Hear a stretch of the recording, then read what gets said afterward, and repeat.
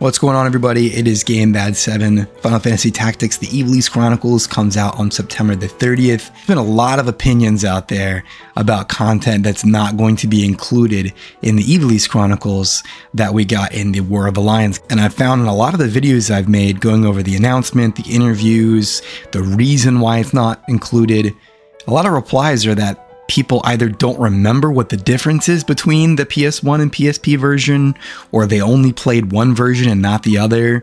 So I'm going to break down what War of the Lions brought to the table, all the good and the bad. I'll make sure to go over what's been confirmed to be and not be included in the Ivalice Chronicles with this War of the Lions content. Pick up your PSP and come back to 2007 with me.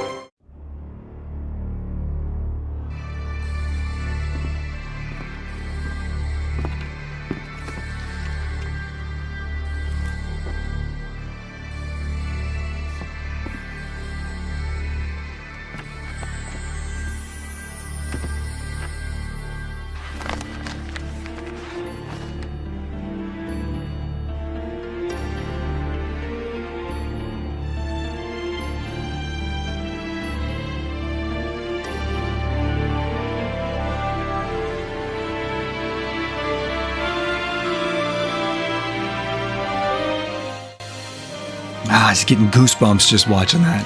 Almost pooped my pants. I was so excited the first time I played it. Originally in this section of the video, I had the E3 reveal from 2007 and the game intro. Both were copyrighted, so nope. So this is a PSP exclusive, and here we see the North America front, back, and UMD. Here is the Japan front and back and UMD. Also what they just call Region 2, which is kind of everything else, front, back, and UMD. And then it eventually got hit with the greatest hits and the accompanying red bar, which all the collectors hate.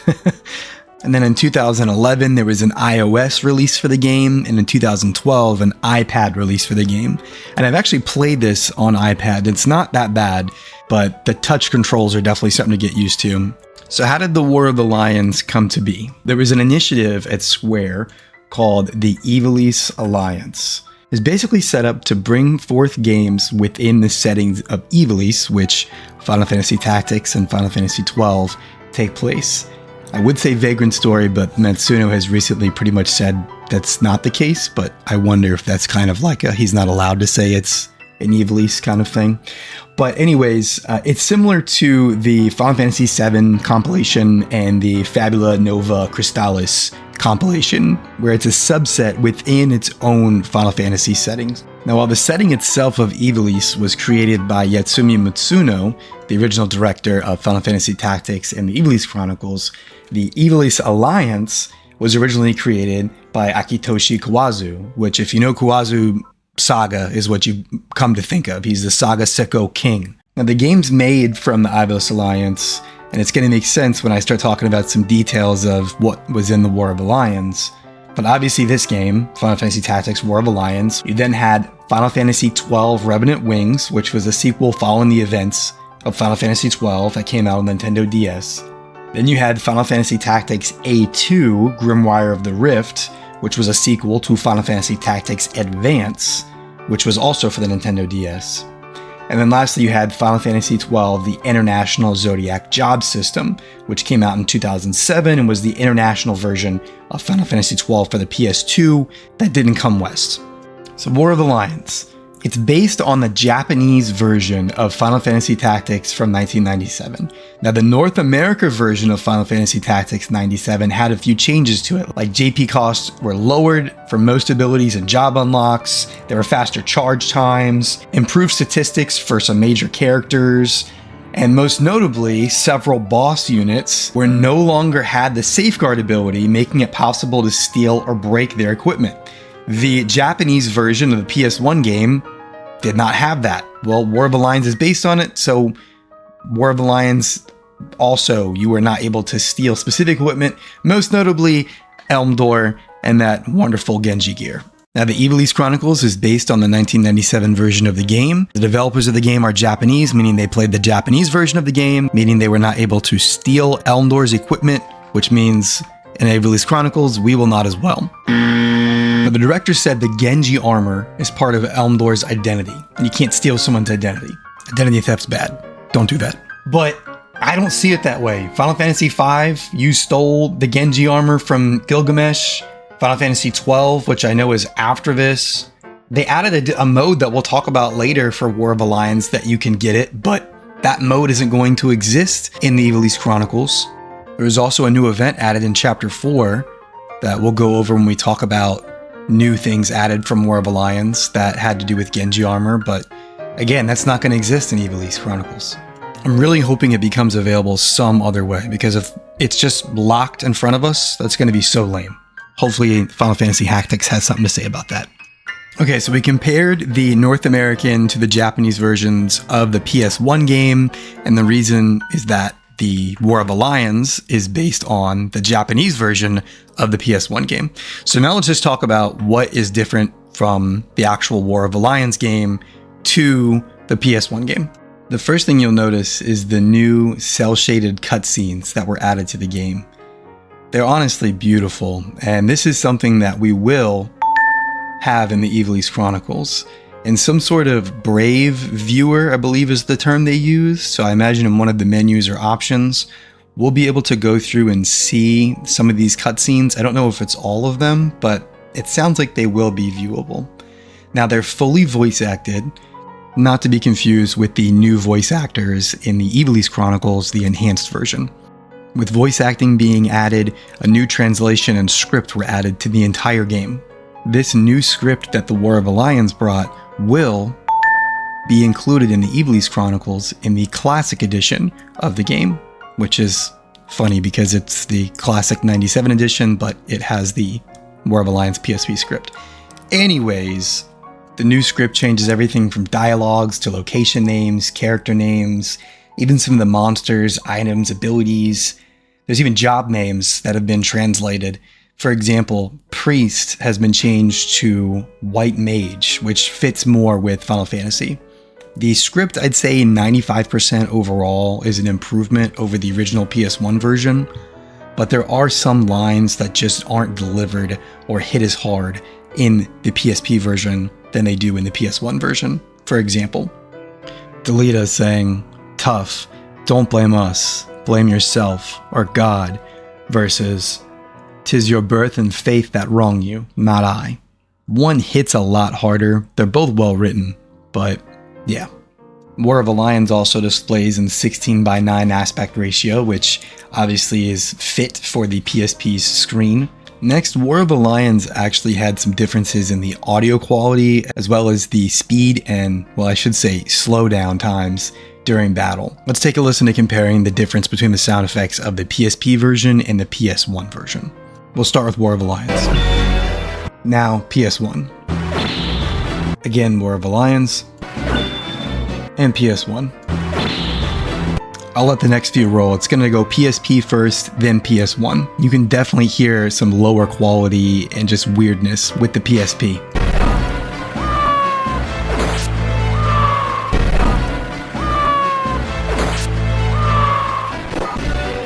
Definitely some things are off in the PSP War of Alliance sound effects. Now, to make it even worse is the slowdowns that happen during battle on the War of Alliance version. This is pretty egregious, and some of you are probably gonna laugh. Take a look at this. On the left is the PSP version, on the right is the PS1.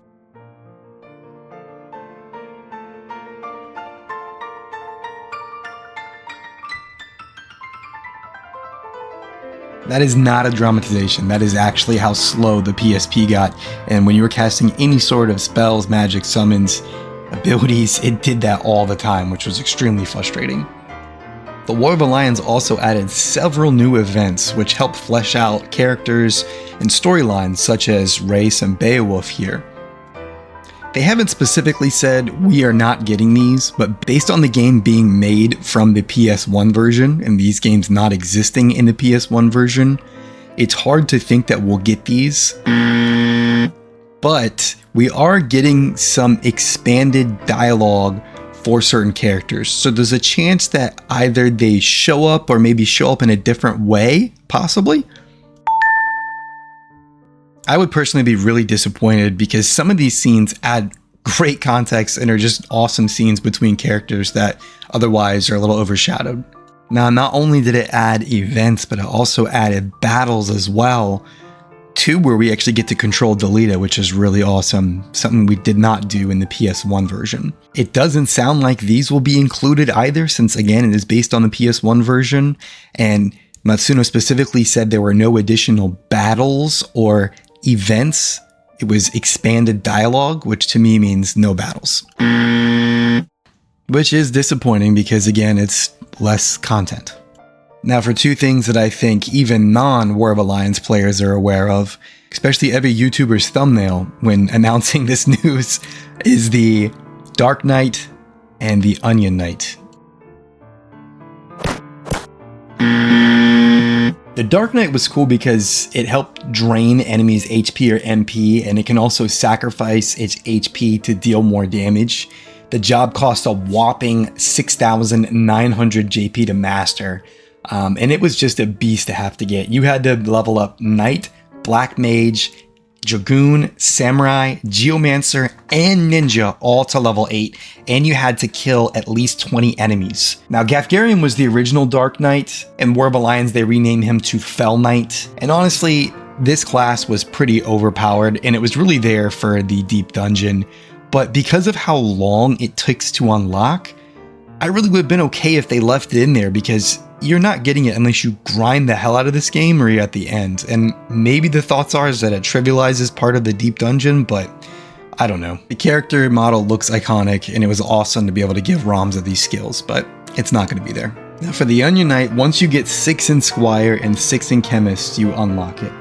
And at first glance, the Onion Knight seems kind of useless and it has no abilities, basic stats, but it's got some hidden potential. Basically, it depends on the number of other jobs you mastered, but that takes a long time. So to get 1 job level, you must get 2 master level jobs. And Squire, Chemist, Mime, and Dark Knight don't count towards leveling the Onion Knight. So this is extremely late game, very much something that it's going to take you a long time for it to become powerful. Now, something that is cool about the Onion Knight is it can use every piece of equipment. Even the males can equip the female exclusive equipment. But I never really used Onion Knight that much. I don't know too many people that are too upset about it, to be honest. But again, it is just less content. Now, speaking of jobs, the job chart itself is different in War of Alliance. Obviously, you have Dark Knight and Onion Knight, but they actually increased most of the job requirements by about a level or so to unlock jobs. In the original, it's about 1 less. So for the Ivalice Chronicles, the Classic, and I believe Enhanced, it should be based off of the PlayStation 1 version, which is the lower level requirements. Now, remember earlier in the video when I talked about the Ivalice Alliance and the games that were going to be a part of that? Well, 2 of probably the biggest things that aren't going to be included in the game are 2 recruitable characters.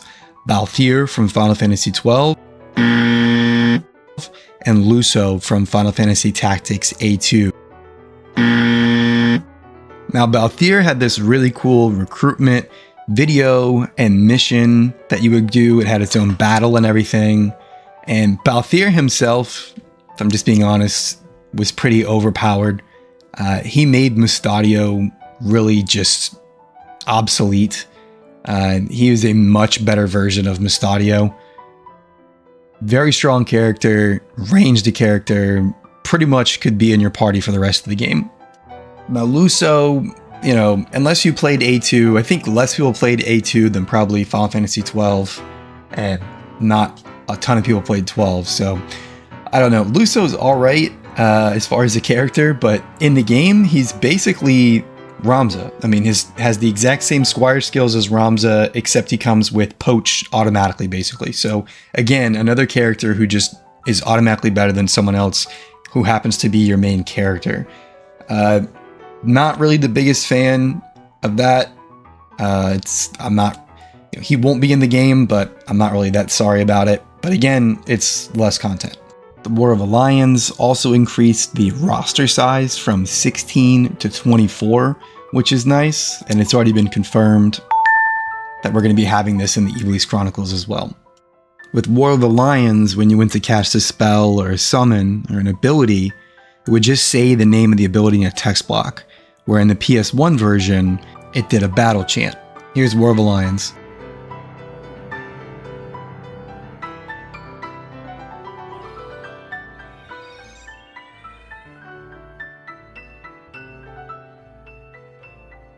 And here's PS1.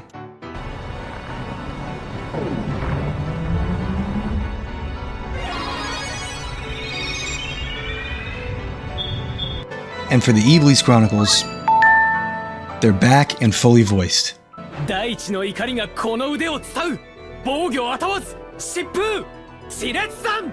War of the Lions also upgraded some characters like Melee Duel. The unyielding blade skills will damage enemies even if they don't have a piece of equipment or if it's a monster. This is confirmed to be in the Ivalice Chronicles Enhanced Edition as well. The War of the Lions also saw Rafa and Mark's seer abilities result in more random strikes and were more accurate, and Reyes's Holy Breath also now does the same, more strikes instead of the amount that were in the PS1 version. These were confirmed to also be in the Ivalice Chronicles Enhanced Edition. Now, something else that War of the Lions brought in was a melee online mode. Basically, Final Fantasy Tactics PvP. It's as cool as it sounds. This will not be included in the Ivalice Chronicles, and honestly, it's one of the craziest things nowadays, like with just online content. PvP, something online that's shareable, just sounds like an easy win to have in this game. To boost visibility, to boost, anything online with streams, content. I can't believe they didn't include this. The other online mode introduced was Rendezvous mode, and these were missions that you could play that were unique to the game. They had special makeup of enemy units, a lot of times special units, even allies. There were equipment in this mode that was not in the normal game. Anything that you stole or earned in this, you could take back to the game. And then at the end of the battle, you would be able to open a treasure chest, which you could get a specific reward to. This was a really cool mode for like post-game content, aside from the deep dungeon. So again, the game missing this is just a head scratcher to me. It seems like an easy W. Something else War of the Lions did was they got rid of a lot of the glitches that you could do to kind of cheat in the game. One of the most infamous ones is the item duplication, where you could most famously get yourself 2 Excaliburs. There's only one in the game, but you could make as many as you wanted and have your whole party decked out in them if you wanted. So this is a check mark that yes, it will not be included. I know that's kind of a tricky one, but the War of the Lions took this bug out, and the Ivalice Chronicles will do the same. That will not be included in the Ivalice Chronicles. So hopefully that gives everybody a better sense of what the War of the Lions actually brought to the table over the original PlayStation 1 version of the game. There's been so much commentary and discussion about the Ivalice Chronicles and what's in the classic version and what's in the enhanced version, and more importantly, what's not in it. Me, I'm still excited no matter what. I mean, they could honestly just be porting this game for the same price they're selling it, and I would be extremely happy just to be able to play it on modern consoles, easier capture, have my friends play it who don't care about emulation. I know that a lot of folks, especially who are knee-deep into tactics, have been doing emulation, have been on Final Fantasy Tactics, and have been running some of these perfect mods for a while, which gets you most of this without even having to spend a dime. But personally, I really care and I'm invested about this game. I really care about SRPGs and tactical games. It seems like Square is really kind of using this as a barometer to if they're going to invest more in possibly Final Fantasy Tactics games or just really SRPGs in general. So I'm there. I'm so excited. How are y'all feeling? I mean, again, I'm with you. I feel disappointment with things that aren't in it, but I'm excited. I want to know how y'all are feeling though. Let me know in the comments below.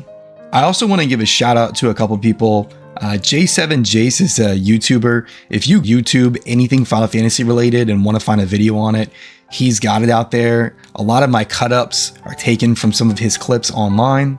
Also want to give a shout out to another Final Fantasy Tactics content creator, TitaniumLegMan. Both of them have been doing it for a long time, way longer than the Ivalice Chronicles being announced. So check them out. Obviously, Purple Shala here for the music. Check her out on Spotify and YouTube. She's fantastic. And otherwise, thanks so much for hanging out and checking out the video. If you would, give this a like, subscribe if you had a good time. Check out the channel. I've done a lot of deep dives on the announcement of Final Fantasy Tactics, on the interviews and what, the mindset and the philosophy about making the game, and as well as, the War of Alliance not being included, a whole video on that. So again, thanks for hanging out. I appreciate it. And as always, I'll catch you on the next one.